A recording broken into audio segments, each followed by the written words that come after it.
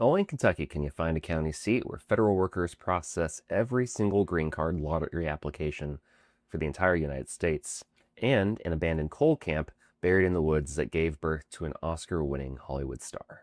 Hi, I'm Michael, and I'm learning a little bit more about Kentucky, one county at a time, all 120 of them. And today, I'm learning about Whitley County.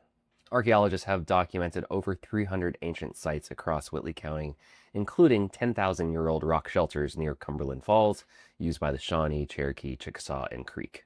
In April of 1750, Dr. Thomas Walker led the first documented European expedition through the area, following native trails down Watts Creek to a natural river crossing that settlers later would call Spring Ford.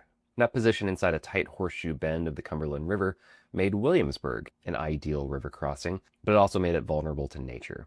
For over 2 centuries, Watts Creek and the Cumberland River have routinely flooded downtown Williamsburg, sometimes prompting statewide emergency declarations, closing schools, and forcing downtown evacuations. Frontier life along the upper Cumberland was brutal. In 1780, British troops and native allies attacked Martin's Station, capturing pioneer Christina Gatliff and her 4 young children. They force-marched the prisoners over 26 days all the way to Detroit in Canada. Her husband, Captain Charles Gatliff, was away hunting during the raid and spent the next 14 years serving as an Army scout and spy alongside Daniel Boone, tracking British movements across the wilderness. Against all odds, Charles and Christina were reunited in Virginia in 1794, eventually settling in Whitley County to raise their family. And in June of 1818, the Kentucky legislature officially carved the county out of southwestern Knox County. They named the new county seat Williamsburg, originally platted on land donated by Revolutionary War veteran Samuel Cox, who held the county's first court sessions and school classes inside its own log cabin. For the county itself, lawmakers chose to honor Colonel William Whitley, a legendary frontier Indian fighter, builder of the first brick house west of the Alleghenies, and pioneer of counterclockwise horse racing in America. In a direct snub to English tradition, Whitley built his track to run counterclockwise on dirt instead of clockwise on grass. That anti-British statement became the blueprint for American racing, from Churchill Downs all the way to NASCAR. Whitley County also produced and hosted Civil War figures on both sides of the conflict. In 1823, Union General Joseph Alexander Cooper was born on a farm near Cumberland Falls. Cooper rose through the ranks to command federal forces, and during Reconstruction, he was appointed to command the Tennessee State Guard, specifically to dismantle rising KKK violence across the region. Back in Whitley County, direct military action hit on July 25, 1863, when Confederate Colonel John S. Scott led 1,600 cavalrymen into Williamsburg on a raid to disrupt Union communications and seize livestock.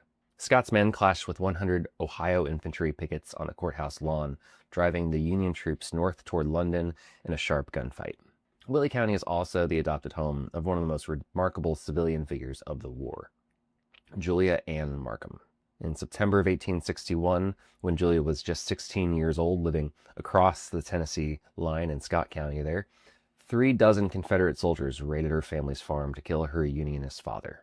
Armed with only an axe, Julia defended her sister and mother inside their home, swinging at the soldiers in close quarters before being shot and bayoneted, which cost her an eye and a finger. After the war, the Markham family relocated to Williamsburg, where Aunt Julia spent 12 years teaching school. In 1885, a special act of Congress granted her a full military combat pension, making her the only woman in American history to receive a federal pension for combat wounds as a fighter. She lived in Williamsburg until her death in 1936, where she was buried with full military honors. For its first 60 years, Whitley County grew at a crawl due to its mountainous terrain. Everything changed in 1883 when the Louisville and Nashville Railroad pushed its spur line through the Cumberland Valley. Timber mills sprang up, deep coal mines opened, and train tracks connected quiet river landings to national markets. Williamsburg transformed from an isolated river ford into an educational and civic hub. In 1888, the Mount Zion Association of Baptists chartered the Williamsburg Institute to bring affordable higher education to Appalachia. This is a school that would eventually grow to become the University of the Cumberlands. Today, it's the largest private institution in Kentucky. Williamsburg also holds an unexpected global connection.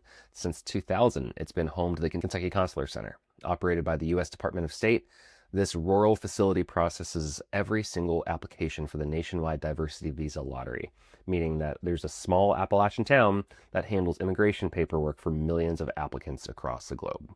The county seat was also the birthplace of Roy Martis Chapel. Born in Williamsburg in 1921 during World War II, Chapel served as a navigator with the famed Tuskegee Airmen in the 477th Bombardier Group.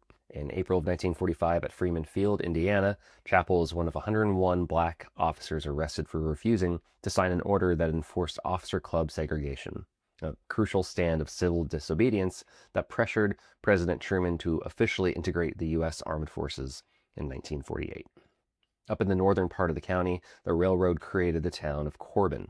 Originally called Lynn Camp, then Cummins, the post office was officially named Corbin in 1885 after local minister James Corbin Floyd.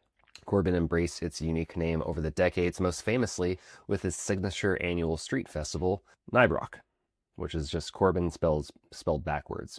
It's run for over 70 years and even inspired the off-Broadway play Last Train to Nybrock, or Nybrock. Correct me if I'm wrong.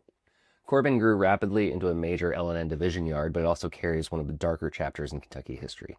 On October 31st, 1919, during the nationwide wave of racial violence known as the Red Summer, an armed white mob numbering in the hundreds went house to house through Corbin.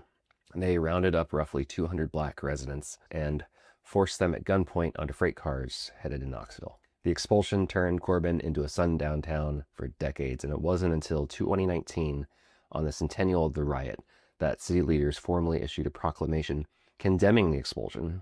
Corbin is also world famous as the birthplace of Kentucky Fried Chicken, where Harlan Sanders developed his secret 11 herbs and spices in the 1930s. But if you visit Whitley County looking for his original restaurant, you'll be in the wrong place.